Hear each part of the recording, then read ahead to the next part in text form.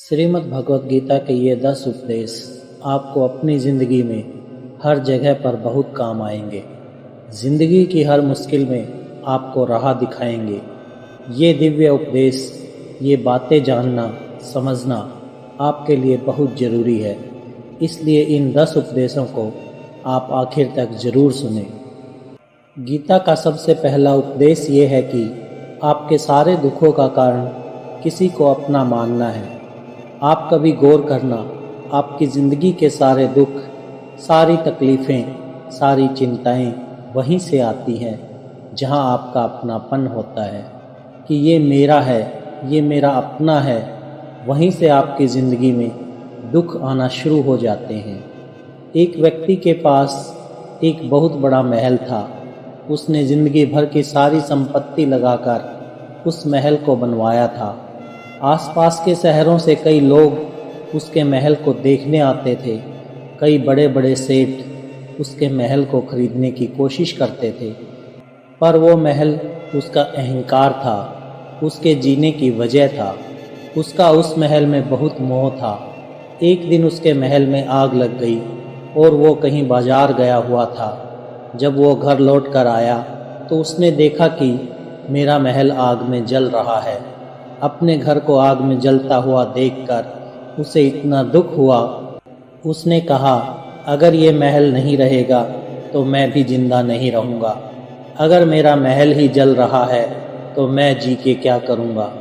वो भी उसी आग में छलांग लगाने की कोशिश करने लगा तो किसी ने उसे रोक लिया कि भाई, ये जो तुम्हारा महल है, इस महल का सौदा कल तुम्हारे बेटे ने किसी और के साथ कर लिया है।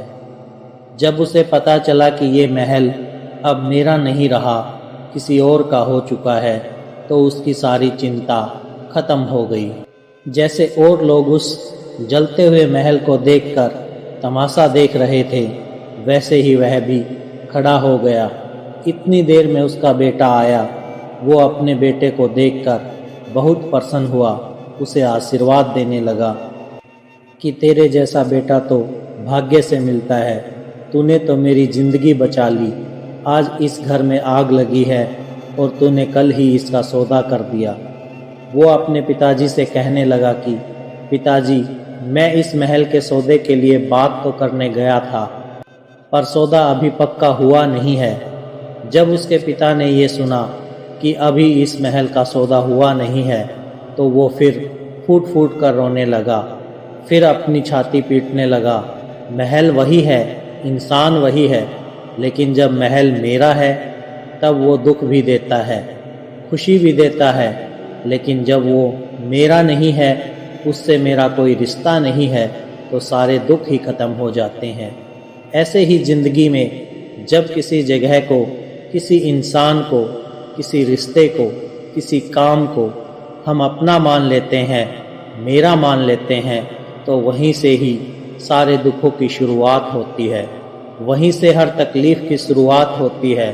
तो श्रीमद् भगवत गीता का पहला उपदेश यही है कि आप जैसे ही किसी को अपनी ज़िंदगी जीने की वजह मान लेते हो, इसके बिना तो मैं जी ही नहीं सकता, तो वह चीज़, वह इंसान, वो काम आपको बहुत दुख देता है। गीता का दूसरा उपदेश है कि आपने कोई भी कर्म किया हो, उसका फल आपको ज़रूर भोगना पड़ेगा। अगर आपने अच्छे कर्म किए हैं तो जाने अनजाने किसी मुश्किल वक्त में आपको वो आपके अच्छे कर्म उस मुश्किल वक्त से बचा लेंगे। अगर आपने गलत कर्म किए हैं, पाप किया है, तो उसकी सज़ा भी आपको ज़रूर मिलेगी। वो इंसान कितना भी छुप कर कर्म करे, चाहे वो कितना ही चालाकी से कर्म करे, लेकिन कहते हैं उस परमात्मा के, ईश्वर के चारों तरफ कैमरे लगे हुए हैं। हमारे एक एक कर्म पर वो प्रकृति, वो परमात्मा अपनी दृष्टि बनाए रखते हैं। हमारे एक एक कर्म का हिसाब होता है। एक गांव में 2 मित्र रहते थे। उन दोनों ने विचार किया, इस गांव में हम धन नहीं कमा पा रहे हैं। वो दोनों धन कमाने के लिए शहर में चले गए। कुछ वर्ष वहाँ रहकर उन्होंने काफ़ी धन कमाया। फिर सोचा कि अब हम अपने घर वापस चलते हैं। पर्याप्त मात्रा में हमने धन कमा लिया है। उस समय पर यातायात की इतनी सुविधा नहीं होती थी। वो अपने बैलों पर ही यात्रा कर रहे थे। चलते चलते मार्ग में रात हो गई तो उन्होंने विचार किया, आज रात हम यहीं विश्राम करते हैं। एक मित्र ने कहा कि मैं यहाँ रहकर धन की रक्षा करता हूँ, तुम बाजार जाकर भोजन की व्यवस्था कर लो। जब वो मित्र बाजार गया तो उसके मन में पाप आ गया। उसने कहा, इतना पैसा हमने कमाया है, अगर मैं इसको यहीं जंगल में मार दूं तो सारा पैसा मेरा हो जाएगा, नहीं तो मुझे इसका आधा धन इसको देना पड़ेगा। मन में ये खोट आने पर उसने अपने मित्र के खाने में जहर मिला दिया और जब वो खाना लेकर अपने मित्र के पास गया, उसका मित्र वह जहर वाला खाना खाकर वहीं पर उसकी मृत्यु हो गई। वो व्यक्ति सारा धन लेकर अपने घर वापस आ गया। फिर उसके घर में एक पुत्र ने जन्म लिया। जब उसका बेटा पैदा हुआ तो बहुत बीमार रहता था। उसने अपने जीवन में जो कुछ भी धन कमाया था, उसका वो सारा धन अपने बेटे के इलाज में ख़त्म हो गया। बेटा बड़ा होता गया और उसका धन नष्ट होता गया। जब उसका बेटा थोड़ा बड़ा हो गया तो उसके पिता ने पूछा कि बेटा, तू इतना बीमार क्यों रहता है, तू ठीक क्यों नहीं होता? मैंने अपनी ज़िंदगी का सब कुछ तुझ पर लगा दिया, पर फिर भी तेरी तबीयत ठीक नहीं रहती। तो उसके बेटे ने बोला, कौन सा बेटा और कौन सा पिता? मैं तेरा वही मित्र हूँ जिसको तूने जंगल में जहर देकर मार दिया था, लेकिन मैं अपना वही हिसाब पूरा करने के लिए तेरे पुत्र के रूप में तेरे घर में आया हूँ। अब मेरा तेरा हिसाब बराबर और मेरा जीवन अब यहीं समाप्त होता है। तो गीता का उपदेश हमें ये सिखाता है कि कोई अपने आप को कितना भी चालबाज समझता हो, होशियार समझता हो, लेकिन अगर उसने गलत कर्म किया है, चाहे आज नहीं तो कल उसे उसका फल भोगना ही पड़ेगा। कोई भी व्यक्ति अपने किए हुए कर्म से बिना उसको भोगे कभी छूट नहीं सकता। गीता का तीसरा उपदेश है कि आज में जियो, कल की चिंता करना छोड़ दो। जो भी व्यक्ति अपने बीते हुए कल या अपने आने वाले कल में खोया रहता है, वो ज़िंदगी में कभी खुश नहीं रह सकता। आपको ज़िंदगी में खुशी सिर्फ़ और सिर्फ तब मिल सकती है जब आप वर्तमान में जी सकें, आज के आनंद को जी सकें। बीते हुए कल का और आने वाले कल का कोई वास्तविक अस्तित्व नहीं होता, वो सिर्फ आपकी बुद्धि और आपके विचारों में होता है। उसकी कोई वास्तविकता नहीं होती, उसे सिर्फ आप अपने मन के अंदर और बुद्धि के अंदर जीते हैं। लेकिन जिसे आप वास्तविकता में जीते हैं वह आपका आज है, वह आपका चल रहा पल होता है। अगर आप अपने मन और बुद्धि को अपने कल में अटका के रखोगे, अपने भूतकाल और भविष्य काल में अटका के रखोगे, तो याद रखना आप कभी खुश नहीं रह पाओगे। और अगर ज़िंदगी में खुश रहना चाहते हैं तो आज में और इसी पल में जीना सीखें।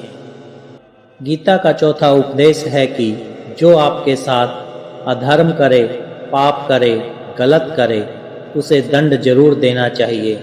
अगर आप उसे सहते हैं तो वो आपके साथ और गलत करता है, अगर आप उसे सहते हैं तो उसके पाप में आप भी भागीदार हो जाएंगे।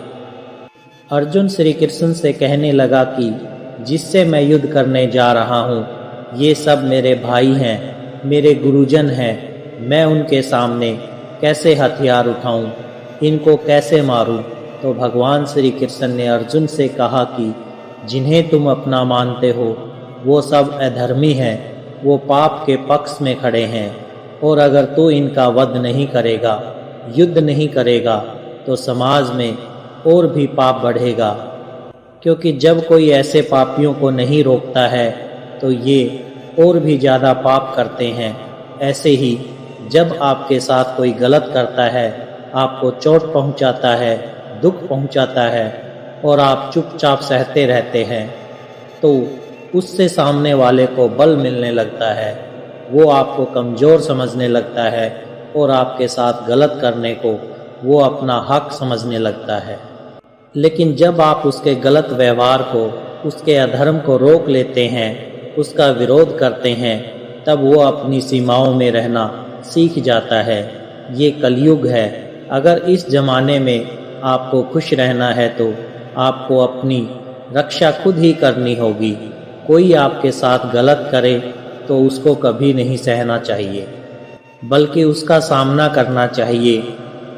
गीता का 5वां उपदेश है कि किसी से भी हद से ज़्यादा मोह कभी मत करना। जिससे भी आप सबसे ज़्यादा मोह लगाओगे, देखना वो आपको ज़रूर रुलाएगा। मोह की वजह से ही आप किसी के पीछे मरते रहते हैं। मोह की वजह से ही आपको कई बार अपना अपमान भी सहना पड़ता है, और कई लोगों को मोह की वजह से ही अपना अपमान दिखता तक भी नहीं है कि सामने वाला मेरी इज्जत तक नहीं कर रहा और मैं उसके पीछे मर रहा हूँ। मोह आपकी आंखों पर ऐसी पट्टी लगा देता है कि आपको सच और झूठ दिखाई ही नहीं देता। आपको किसी इंसान का चेहरा दिखाई ही नहीं देता। आप जो देखते हैं, जो सुनते हैं, उसी पर यकीन कर लेते हैं। फिर चाहे आपको कितना ही दर्द मिल रहा हो, अगर आप किसी इंसान को ठीक से समझना चाहते हैं, किसी की सच्चाई जानना चाहते हैं, तो उसके लिए ये बहुत ज़रूरी है कि आप उसके मोह से जल्दी बाहर आ जाएं। वास्तविकता में रिश्ते दुख नहीं देते, उनका मोह आपको दुख देता है। जिस दिन मोह खत्म, उस दिन आपको किसी भी रिश्ते से कोई दुख नहीं मिल सकता, क्योंकि आपको फिर कोई फर्क नहीं पड़ेगा। गीता का 6वां उपदेश ये है कि आप वो मत करो जो सब करते हैं, बल्कि वो करो जो आपके लिए सही है। श्री कृष्ण ने अर्जुन से कहा कि जो तेरा कर्तव्य है, जो तेरे लिए सही है, जो तुझे करना चाहिए, वो कर तू। कभी भी वो काम मत कर जो दुनिया कर रही है, क्योंकि अर्जुन श्री कृष्ण से कहने लगा कि ऐसे भयंकर युद्ध में पड़ने से अच्छा है कि मैं सन्यासी बन जाऊं। तो श्री कृष्ण ने अर्जुन से कहा कि सन्यासी बनना तेरा कर्म नहीं है, तेरा धर्म नहीं है। तू क्षत्रिय है। तेरा कर्म और तेरा धर्म यही है कि तू अधर्म का नाश करे, धर्म की रक्षा करे। ऐसे ही हर इंसान का एक अलग कर्तव्य होता है, एक अलग ही मार्ग होता है। तो कभी भी उस मार्ग पर मत जाना जहाँ सारी भीड़ जा रही हो। कभी भी वो काम मत करो जो दुनिया करती है कि आजकल ये ट्रेंड हो गया है, ये फैशन हो गया है, सब करते हैं इसलिए हम भी कर रहे हैं। सारी भीड़ यही काम कर रही है, इसलिए हम भी यही कर रहे हैं। अगर आप वो करोगे जो भीड़ कर रही है, तो आप भी इस भीड़ में कहीं खो जाओगे। लेकिन अगर आप वो करोगे जो आपके लिए सही है, जो आपकी प्रतिभा है, तो दुनिया की सारी भीड़ में भी आप सबसे अलग नजर आओगे। गीता का 7वां उपदेश है कि जिंदगी में धोखा अपने ही देते हैं, क्योंकि उनको आपकी कमजोरी का पता होता है। बाहर वाला आपको धोखा नहीं दे सकता, क्योंकि उसको आपके बारे में पता ही नहीं है कि आपको चोट कहाँ पहुँचती है। लेकिन जो आपका अपना है, आपका खास है, उसे बहुत गहराई से पता होता है कि इसकी कमजोरी क्या है। क्या ऐसा करें जिससे इसको दर्द पहुंच सके, जिससे इसको हम नीचा दिखा सकते हैं, इसको चोट पहुंचा सकते हैं। ये कलयुग है, इसमें बाहर वालों से नहीं, जो हमारे अपने हैं उनसे ही सावधान रहना होता है। महाभारत का युद्ध 2 अलग राजाओं में नहीं हुआ, बल्कि एक ही परिवार के भाइयों में हुआ था। सब आपस में एक ही वंश के लोग थे। कितनी बार दुर्योधन ने जहर देकर भीम को मारना चाहा, न जाने कितनी बार दुर्योधन ने पांडवों को जान से मारने की कोशिश की। वो उसका पराया नहीं था, उसका भाई था। सारी लड़ाइयाँ घर के अंदर ही होती हैं, बाहर कौन लड़ेगा हमसे। घर में ही सारे झगड़े होते हैं। तो आपको चोट सिर्फ वही लोग पहुंचा सकते हैं जो आपके अपने हैं। आपको धोखा सिर्फ वही लोग दे सकते हैं जो आपके अपने हैं। गीता का 8वां उपदेश है कि जो इंसान अपनी रक्षा खुद नहीं कर सकता, उसकी रक्षा भगवान भी नहीं कर सकते। श्री कृष्ण ने अर्जुन से कहा, हे अर्जुन, तू हर काल में मेरा स्मरण करते रहना और युद्ध भी करते रहना। अर्जुन ने श्री कृष्ण से पूछा कि ये युद्ध तो कुछ दिनों में समाप्त हो जाएगा, लेकिन आप कह रहे हैं कि तू हमेशा मेरा स्मरण करता रहे और युद्ध करते रहना। हमेशा युद्ध करने का क्या मतलब है? तो श्री कृष्ण ने अर्जुन से कहा कि जिंदगी ही रणभूमि है, जीवन में सुख दुख आते रहेंगे और तुझे उनका डट के मुकाबला करना है। श्री कृष्ण ने ये नहीं कहा कि तू चुप करके बैठ जाना और मैं लड़ाई करूँगा। बहुत गहराई है गीता के ज्ञान में। हमारे जीवन की डोर भी संभाल के ईश्वर बैठे हैं, लेकिन युद्ध हमें ही करना है। ईश्वर को याद करना है कि हे ईश्वर, मुझे शक्ति देना, मुझे समझ देना, मुझे बुद्धि देना, ताकि मैं अपनी ज़िंदगी की सारी लड़ाइयाँ जीत सकूं, मैं ज़िंदगी में सही मार्ग पर चल सकूं। लेकिन आपको अपनी लड़ाई भी खुद ही लड़नी पड़ती है। जो लोग ये कहते हैं कि हम कुछ नहीं करेंगे, सब वो ईश्वर करेगा, तो कहते हैं कि आलसी इंसान को देखकर तो भगवान भी घबरा जाता है। ये कुछ नहीं करेगा, भगवान ने बुद्धि दी है, समझ दी है। ईश्वर आपको प्रेरणा देते हैं, शक्ति देते हैं, लेकिन आपको अपनी रक्षा स्वयं ही करनी होगी। गीता का 9वां उपदेश ये है कि कोई भी ऐसी गंदी आदत खुद को मत लगने देना जो आपकी ज़िंदगी बर्बाद कर दे। कहीं ना कहीं महाभारत का ये युद्ध एक जुए की आदत की वजह से ही शुरू हुआ था। सारा खेल वहीं से शुरू हुआ था, एक ऐसी जुए की लत जहां युधिष्ठिर ने अपने भाइयों को दांव पर लगा दिया, अपनी पत्नी को दांव पर लगा दिया। ऐसा जीतने का नशा कि अपना सब कुछ गवा दिया। ऐसे ही हम भी अपनी ज़िंदगी में जब कोई ऐसी गंदी आदत लगा देते हैं, चाहे वो कोई भी हो, चाहे वो नशे की हो, मोबाइल की हो, किसी इंसान की हो, कोई गलत काम करने की हो, कोई भी गलत आदत जो आपको बर्बाद कर सकती है, अगर आप उसको नहीं छोड़ोगे तो आपका सब कुछ ख़त्म हो जाएगा। इससे पहले कि आपकी आदत आपको ख़त्म करे, आप अपनी गलत आदतों को ख़त्म कर दीजिए। गीता का 10वां उपदेश है कि आलसी इंसान कभी कुछ हासिल नहीं कर सकता।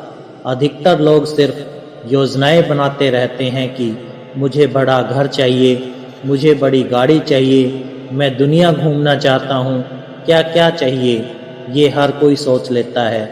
लेकिन उस पर मेहनत करना वो बहुत कम लोग करते हैं, क्योंकि चाहना बहुत आसान है, लेकिन उसके लिए कर्म करना बहुत मुश्किल है। एक अच्छा फिट शरीर हर कोई चाहता है, लेकिन उसके लिए व्यायाम करना, एक्सरसाइज करना, वो आपको ही करना होगा। जो इंसान आलसी बन के बैठ जाता है, ना उसे अच्छा शरीर मिलता है और ना ही अच्छा जीवन मिलता है। ज़िंदगी में अगर कुछ पाना चाहते हो तो आलस्य को अपनी ज़िंदगी से ज़रूर दूर कर देना। आलस के चलते आपको कुछ मिलने वाला तो नहीं, लेकिन जो आपके पास है आप वो भी गवा दोगे।